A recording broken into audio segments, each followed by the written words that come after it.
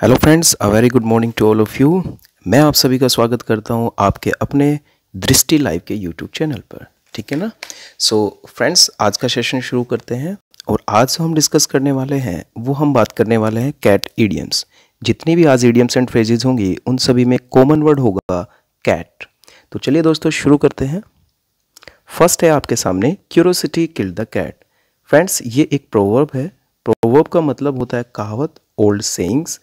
ये जो होती है ये हमारे लिए कोई ना कोई एडवाइस बताती है, हमारे लिए कोई ना कोई सलाह छिपी रहती है। सो क्यूरोसिटी किल द कैट का मतलब होगा don't interfere in anybody's life. कई बार फ्रेंड्स क्या होता है कि हम किसी के पर्सनल लाइफ में बहुत ज़्यादा घुस जाते हैं, बहुत ज़्यादा क्वेश्चंस पुटअप करने लगते हैं। सो हमें यही इस प्रोवर्ब के थ्रू बताया गया है, हमें वार्न किया गया है कि ज़्यादा किसी के मामले में इंटरफेयर ना करें, अदरवाइज आप प्रॉब्लम में फंस सकते हैं। सो चलिए फ्रेंड्स, सेकंड देखते हैं, फैट कैट। वैसे तो इसका मीनिंग होता है फैट का मतलब मोटा या मोटी, कैट का मतलब बिल्ली। बट कई बार हमने सुना या हम बोलते हैं कि बहुत बड़ी पार्टी है। इसका मतलब हो जाएगा friends a wealthy and powerful person. A wealthy and powerful person. ठीक है। स्पेशली ये कोई बिजनेसमैन होता है या पॉलिटिकल अप्रोच वाला कोई बंदा होता है। आप इसका यूज कर सकते हैं एक ऐसे कर्मचारी के लिए जो बहुत ज्यादा सैलरी लेता हो। A well paid executive. A well paid executive जो बहुत ज्यादा सैलरी लेता हो उसके लिए भी आप इसका यूज कर सकते हैं। ठीक है फ्रेंड्स, नेक्स्ट देखते हैं। Let the cat out of the bag. इसका मतलब होता है रिवील अ सीक्रेट। कोई रहस्य उजागर करना, लेकिन अनइंटेंशनली। जानबूझकर आप सीक्रेट को नहीं बताते किसी को, अनइंटेंशनली बता दिया जाता है।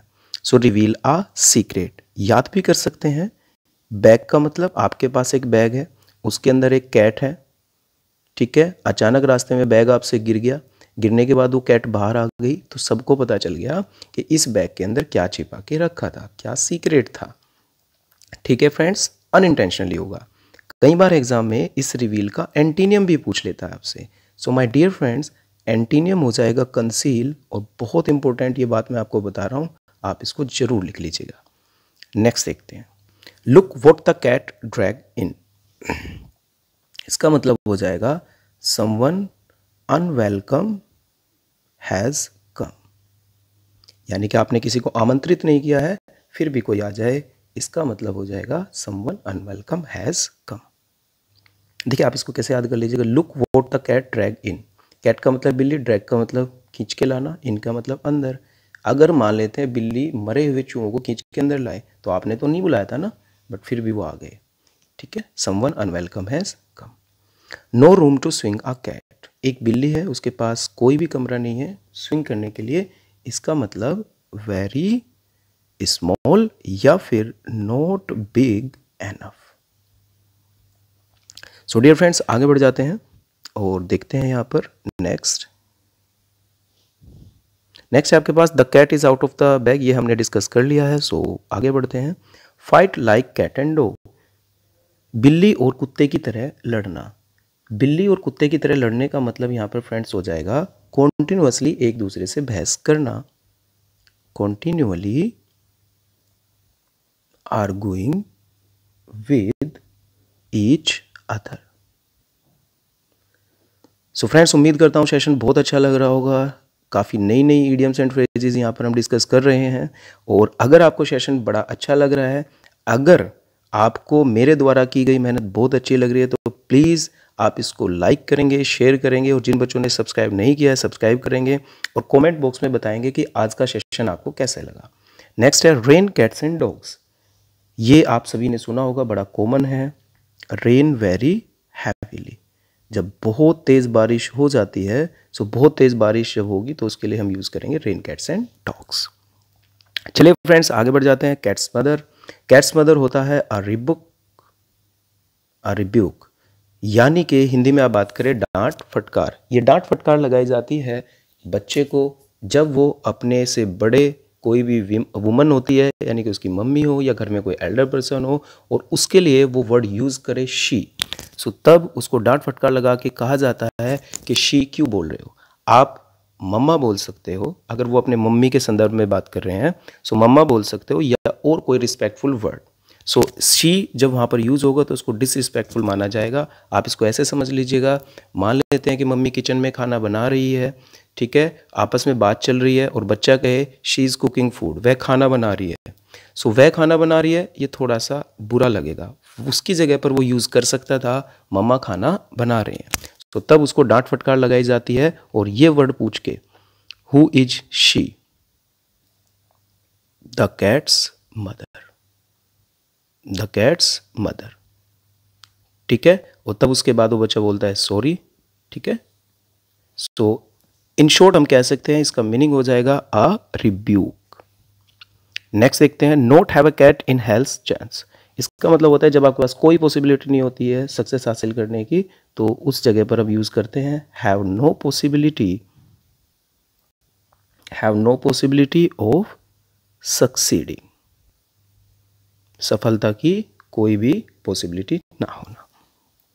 नेक्स्ट है friends, like herding cats. Like herding cats का मतलब होगा डिफिकल्ट टू कोऑर्डिनेट। जब आप लोगों के बीच में कोऑर्डिनेशन नहीं बना पाते, डिफिकल्ट होता है, तो उसके लिए हम यूज करते हैं डिफिकल्ट टू कोऑर्डिनेट, ठीक है फ्रेंड्स। अब देखो हर्डिंग, बहुत ज़्यादा कैट्स इकट्ठी हो रही हैं तो आप उनमें तालमेल नहीं बैठा हमारे। More than one way to skin a cat, इसका मतलब होगा आप अपने टास्क को पूरा करने के लिए जब बहुत सारे आपके पास तरीके होते हैं, सो उस जगह पर हम यूज करते हैं।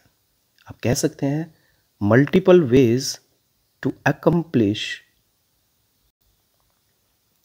द टास्क, टास्क को पूरा करने के लिए बहुत सारे तरीके होना। नेक्स्ट है friend, a cat has 9 lives. A cat has 9 live का मतलब हो जाता है get away with dangerous things, यानी कि मुसीबतों से बाहर आ जाना। कई बार अगर कोई मुसीबत में फंस जाए तो हम कहेंगे don't worry a cat has 9 lives. A cat nap, आप सभी ने सुना होगा, दिन के दौरान जब हम छोटी सी झपकी ले लेते हैं तो उसको बोलते हैं short sleep, short sleep during the day, दिन के दौरान छोटी सी झपकी। मैं एक और आपको यहाँ पे बताने वाला हूँ अपनी तरफ से, अ कॉपी कैट। कई बार आपने सुना होगा, बोलते भी होंगे। कॉपी कैट का मतलब होता है एक ऐसा व्यक्ति जो दूसरों की नकल करे, वन हु इमिटेट्स, ठीक है फ्रेंड्स। बड़े प्यारे प्यारे आप अपने नोट्स बना लीजिएगा, रजिस्टर में लिख लीजिएगा, बहुत मज़ा आने वाला है। और कल के जो सेशन में मैं बात करने वाला हूँ, कल मैं फिश ईडियम यानी कि फिश मछलियों के ऊपर जितनी भी ईडियम्स एंड फ्रेजेस बनेंगी, और डॉग यानी कि कुत्ते के ऊपर जितनी भी ईडियम्स एंड फ्रेजेस बनेंगी, वो सब मैं डिस्कस करने वाला हूँ कल। सो बने रहिएगा फ्रेंड्स, बड़े प्यारे प्यारे नोट्स बना लीजिएगा। बेल द कैट, बचपन में एक कहानी सुनी होगी आपने कि बिल्ली जो है चूहों को खा जाती थी, तो सब चूहों ने मिलकर एक योजना बनाई, प्लानिंग बनाई कि भाई बिल्ली के गले में घंटी बांधे। लेकिन बिल्ली के गले में घंटी बांधे कौन, बहुत ही डिफिकल्ट टास्क है, बिल्ली के पास जाओगे वो तो खा जाएगी। इसका मतलब हो जाएगा, बेल द कैट का मीनिंग यहां पर होगा take on a difficult, take on a difficult और इम्पॉसिबल टास्क। सो फ्रेंड्स आगे बढ़ते हैं, और नेक्स्ट है हमारे पास कैट फाइट, बिल्ली की लड़ाई। ये फाइट होती है दो विमन के बीच में, स्पेशली विमन के बीच में, a fight between two women. Next देखते हैं friends, cat got your tongue. इस इडियम का जो हम यूज करते हैं, इस इडियम एंड फ्रेज का जो हम यूज करते हैं, वो कहाँ करते हैं फ्रेंड्स, वो देख लेते हैं। कई बार आपसे कोई क्वेश्चन पूछता है और वो एक्सपेक्ट करता है कि आप बताएं, लेकिन आप चुप रह जाते हैं वहां पर। जैसे आप अपने फ्रेंड से पूछो व्हाट्स द मैटर, क्या बात है, आप उदास क्यों हैं, लेकिन वो चुप है, तो तब आप कहेंगे व्हाट्स द मैटर, कोई रिप्लाई नहीं आया, फिर आप कहेंगे cat got your mother, sorry cat got your tongue, यानी कि मीनिंग हो जाएगा don't you have anything to say, don't you have anything to say. आप इसको एक और एग्जांपल समझ लीजिए। मान लो कोई छोटी लड़की है, ठीक है, और हम उससे क्वेश्चन पूछे, वो चुप बैठी है, हम उससे क्वेश्चन पूछे व्हाट्स योर नेम। अब उसने कोई जवाब नहीं दिया। फिर हम पूछेंगे व्हाट्स द मैटर, उसने फिर भी कोई जवाब नहीं दिया। तब आप कहेंगे कैट गोट योर टंग, यानी कि don't you have anything to say. चलेगा, आगे बढ़ते हैं friends. Cat on a hat की जगह पे फ्रेंड यहाँ पे होट कर लीजिएगा, ये टाइपिंग मिस्टेक है। Cat on a hot tin roof, आप खुद ही देख लीजिएगा, टिन है, टिन की रूफ है, और वो क्या है, हॉट है, और उसके ऊपर बिल्ली है। इसका मतलब be extremely nervous, be extremely nervous, बहुत ज़्यादा नर्वस होना। नेक्स्ट देखते हैं friend, cat and mouse. Cat and mouse का मतलब होगा जब कोई व्यक्ति किसी ट्रिक के माध्यम से किसी को अपनी बातों में लेकर उसको अपने जाल में फंसा लेता है, ठीक है। सो इसको बोला जाता है कैट एंड माउस गेम। आप कह सकते हैं playful in an unpleasant way.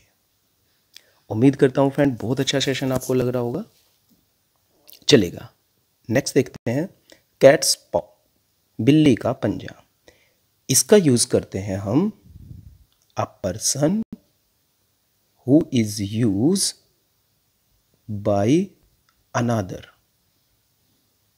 To carry out an unpleasant और डेंजरस टास्क। काफ़ी लंबा मीनिंग है इसका, मैं शॉर्ट में बता देता हूँ। इसका मतलब होता है आप किसी दूसरे को इस्तेमाल करते हैं अपने खतरनाक काम को करवाने के लिए, ठीक है। तो जो वो व्यक्ति होता है जिसका आप यूज़ करते हैं उसी को बोला जाता है कैट्स पॉ। फ्रेंड्स यहाँ पर मैं आपको दो और मैं आपको इडियम्स बता देता हूँ अलग से। टू पुट द कैट, बहुत ही इंपॉर्टेंट है, ध्यान देना। To put the cat among the pigeons. मैं आपको फ्रेंड्स एक बात बताना चाहता हूं कि मेरा पूरा का पूरा टारगेट है कि इस लॉकडाउन पीरियड के अंदर मैं आपको अच्छे से अच्छा इंपॉर्टेंट से इंपॉर्टेंट कंटेंट्स प्रोवाइड कराऊं। आपका पूरा फोकस होना चाहिए कंटेंट्स के ऊपर। आपके आने वाले एग्जाम में बहुत हेल्पफुल होंगी ये सारी की सारी इडियम्स एंड फ्रेजेस जितने भी मैं डिस्कस कर रहा हूँ, या आगे जो भी मैं सेशन लेकर आऊँगा। और अभी आगे मैं सेशन लेकर आऊँगा रूट वर्ड्स के ऊपर। एक रूट वर्ड से बहुत सारे वर्ड्स कैसे बनेंगे, कैसे आप उनको याद करेंगे, उन सभी का हम डिस्कस करेंगे। सो आप बने रहिएगा फ्रेंड्स डेली। ये जो हमारी सेशन आता है वोकैब का, ये early in the morning 8 AM आता है। सो आप बने रहिएगा फ्रेंड्स, और ज़्यादा से ज़्यादा इसको शेयर कीजिएगा, अपने फ्रेंड्स को बताइएगा जो भी स्टडी करते हैं उनकी भी थोड़ी हेल्प होगी। सो देख लेते हैं चलो इसका meaning. To put the cat among the pigeons. आप बताइएगा अगर पिजन्स ये कहें कि एक बिल्ली को लाओ और हमारे बीच में रख दो, इसका मतलब वो तो खुद ही प्रॉब्लम को क्रिएट कर रहे हैं। सो मीनिंग हो जाएगा टू क्रिएट ट्रबल, समस्या पैदा करना।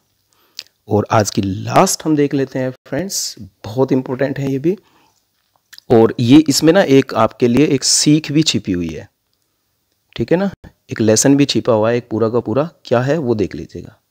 अ कैट इन ग्लव्स, जो लेसन रहेगा हमारे डे टू डे लाइफ में काम आएगा। A cat in gloves catches no mice. अगर बिल्ली ने ग्लव्स पहन रखे हो सो क्या वो चूहों को पकड़ पाएगी, क्योंकि चूहों को पकड़ने के लिए पंजे भी काम आते हैं। अब ग्लव्स के अंदर तो पंजे अंदर हो गए, मैं एक मीनिंग बता रहा हूँ आपको, लिंक बना रहा हूँ, ठीक है। सो उसके हाथ में चूहे नहीं आएंगे।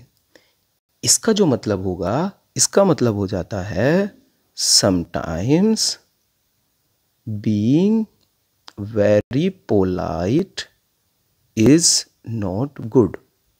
मतलब हद से ज़्यादा विनम्र होना भी कई बार हानिकारक हो जाता है।